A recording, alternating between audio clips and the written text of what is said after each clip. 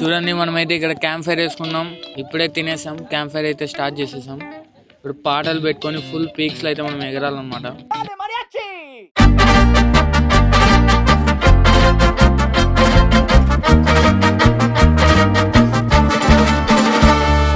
మేమైతే ఇక్కడ camp fire వేస్తున్నాం కష్టపడి. ఇక్కడ మా లెజెండ్ చూడండి, అగ్గి పెట్టరా కొంచెం కృష్ణాలు దాంతో అసలు ఏంది మంట రావడంలే. మా లెజెండ్ అయితే థమ్స్ అప్ తాగుతాడు అనమాట.